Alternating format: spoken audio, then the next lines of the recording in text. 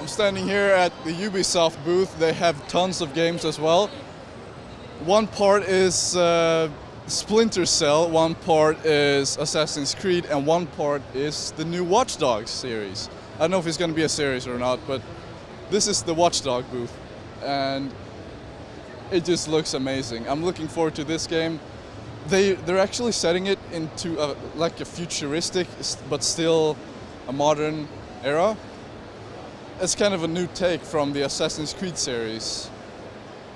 I know it's not the same game, but it really looks like you get the same interactions with people, and you also get the feature of being modern with it, which is technology, which I really love about this. Really looking forward to this game.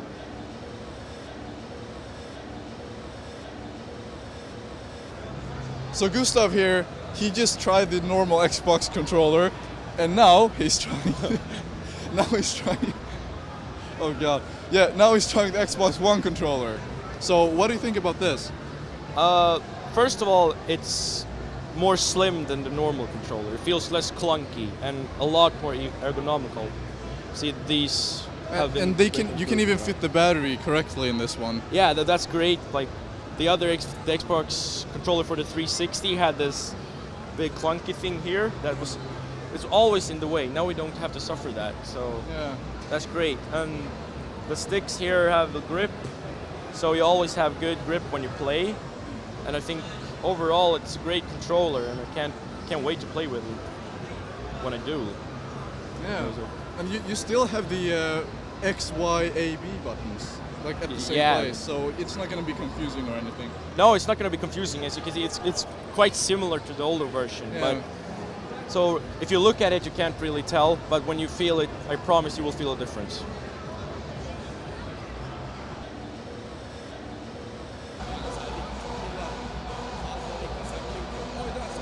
So a new aspect of this, I played some previous games, Dead Rising games, and an aspect they didn't have before is that you can go in pretty much any vehicle.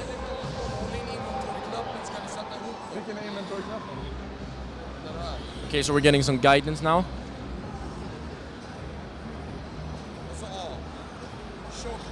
Whoa! Shock dozer.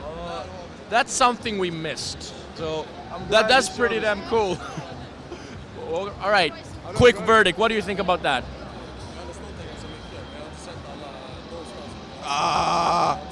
What do you think about the shirt dozer? This is beast. I mean, I have driven it for a few seconds, but look at this. Look at this. I was just talking about that. The aspect that they added that you can drive. You actually built this in the game. Yeah, I was just talking about that I like the fact that you can actually get into pretty much any vehicle, but now you can transform the vehicles too. I didn't know that you could do this, so I take back the tables that doesn't actually feel like you're holding anything. I take that back because this game obviously doesn't play on realism. This game doesn't give a shit about it, and frankly, it doesn't matter because the experience is not really that bad when you get a vehicle like this. And now we're done. Yeah, that was fun. So much fun. Thanks for playing. Okay, 1 out of 10. 1 out of 10 on Dead Rising and the Xbox One. Well, the Xbox One, I would say, it had some few lacks. Like the lag for 60 FPS, it feels like it, but I don't know. But the game was so much fun. And the Xbox One, I mean, it feels good. It feels good overall. I would say if you want this, go get it. If you like watching YouTube videos, if you like playing on your Xbox 360, go for this. It has better graphics as well, but I would go for it.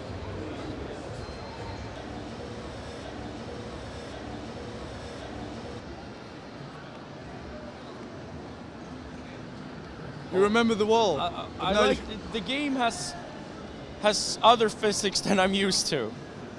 Gran Turismo doesn't oversteer like this does all the time. Like in every corner when I put on the gas, I get oversteer. I'm not used to that. That's what I felt too when I played it, and I just overdid it so much.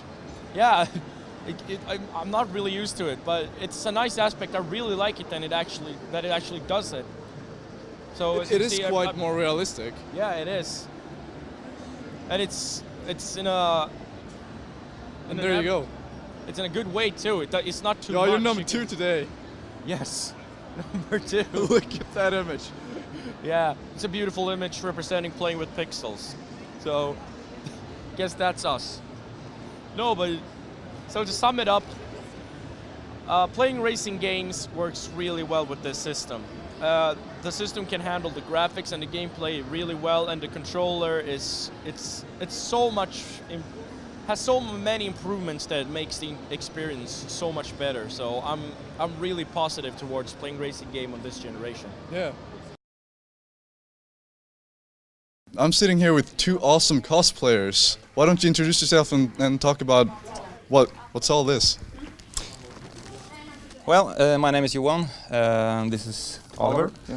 And well, we make armor and costumes and such for games. And well, what's to say? Well, today we're trying to portray something out of the new Dragon Age game that's going to air in 2014, and the concept in this is kind of our own design, based on the previous cultures and previous armors, and what we've been told by rumor that would portray in the new game. So this is kind of this is fictional. This is not official. So it's kind of like your own design. I mean, you can see great amount of detail on this. How long did it take for you to make all of this? It's depending on what parts. Some parts you can do in like an evening or 2. Some parts take a few weeks or a month or so. It's all depending on how much of the material you can get firsthand, and how much you have to order and such. And then it's metal work or leather or chainmail, or some things take longer. But basically, this armor is made over time. So yeah, this is a work in progress. Most of our stuff has the separate parts replaced after time when we discover new techniques or better materials. So at least in my own mind, an armor or costume is never really done. It's just the newest upgrade at the time. So I talked to you a little bit earlier, and you told me that the incredible amount of time that you made that the helmet, it's just 1 day of work. Well, it was one stressful evening. As we were notified that we were going to do this and participate as in the Dragon Age cosplay really late, and so we had a very limited amount of time to do this, and I felt like, bleep, I need a helmet. So we had to make one the night before, because that's when the materials arrived, thankfully. So how often do you cosplay like this? it's not much cosplay at the moment. It's more well, portraying what we expect to see and such like that.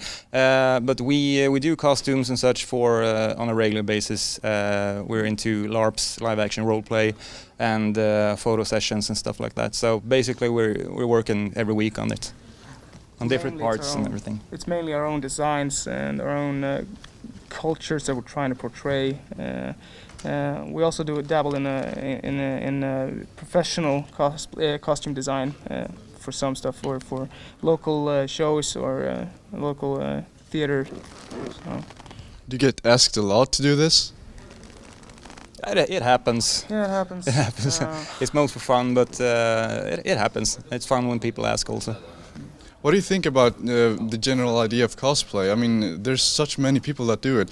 Some do it kind of better than others. How do you see that?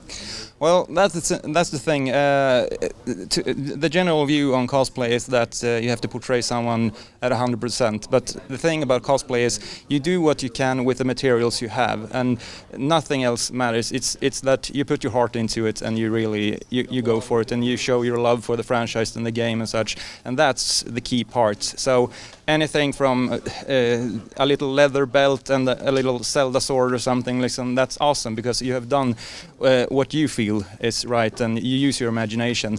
And there is some debate about, no, you have to do this, you have to have expensive materials, but as long as you have love for the game or the franchise and you try your best, that's basically all you can ask of a person, and it's wonderful to see. Yeah. Also, even though the designs are rarely custom, or it really spawns creativity, and having this many levels of difficulties from just portraying a character like I've seen up here in a white shirt and blue pants up to like the Warhammer guy. Yeah. It has a lot of different levels, so it's really beginner friendly, I'd say. And from what I've seen the last few years, it's grown in a tremendous pace, and it's great to see that all these people participating and actually creating stuff. So I think it's just a great hobby. So thank you very much. This has been a pleasure for me. Thank you. Thank you. Thank you.